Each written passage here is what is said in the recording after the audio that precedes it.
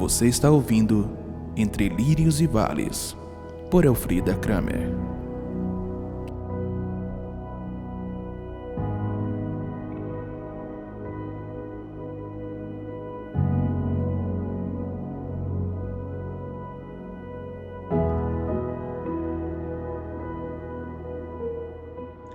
Olá, seja bem-vindo.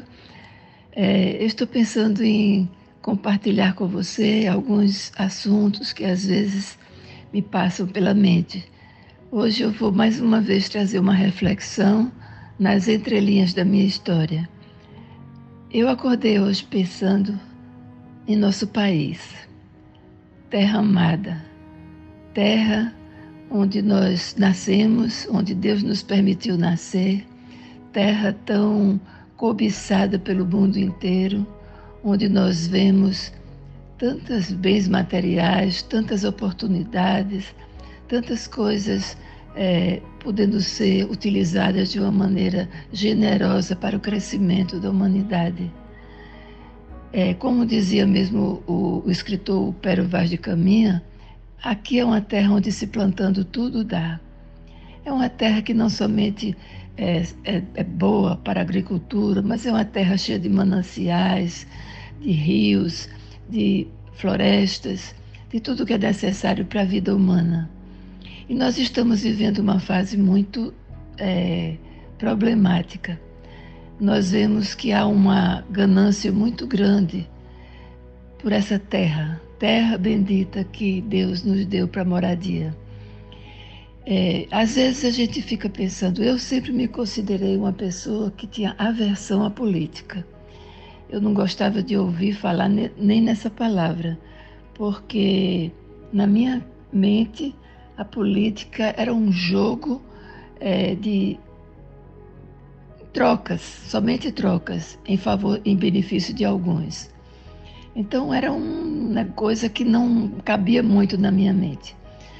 Mas de uns tempos para cá, eu comecei a orar pelo Brasil, como mandam as Escrituras Sagradas, que a gente deve orar pelos dirigentes da nação. Eu comecei a orar pelo Brasil e comecei a ver que eu tinha que ter uma mente mais aberta para analisar o que está sendo oferecido para que o Brasil possa ser dirigido por homens que possam trazer realmente a liberdade que nós precisamos.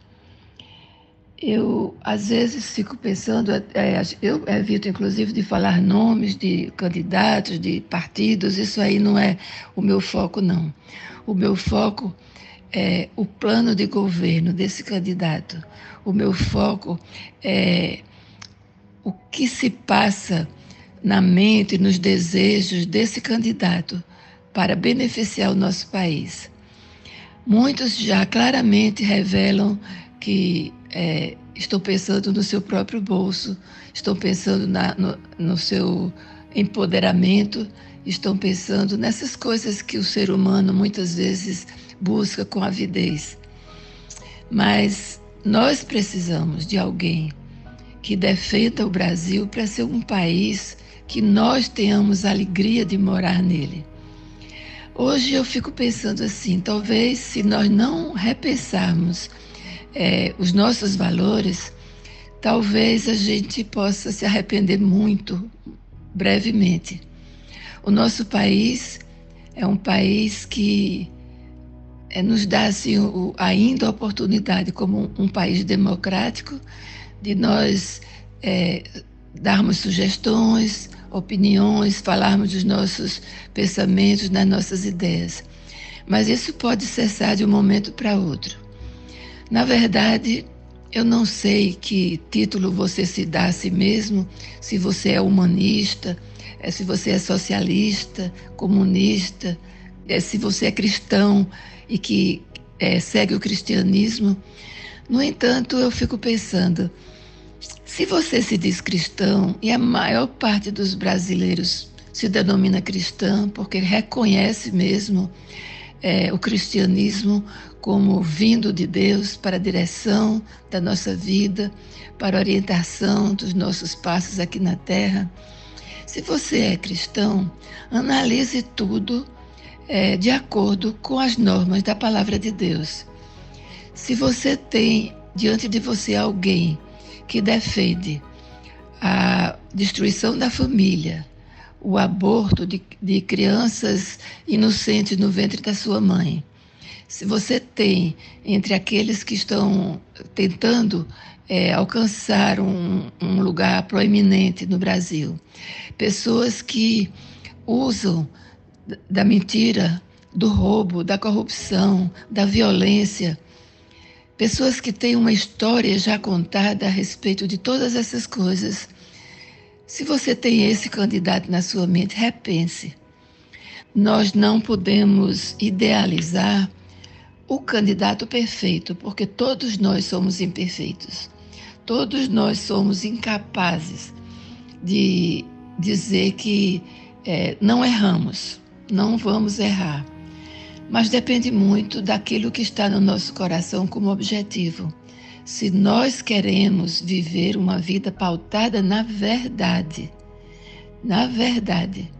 então nós realmente teremos muito mais chance de viver num país onde haja essa liberdade, onde haja essa condição.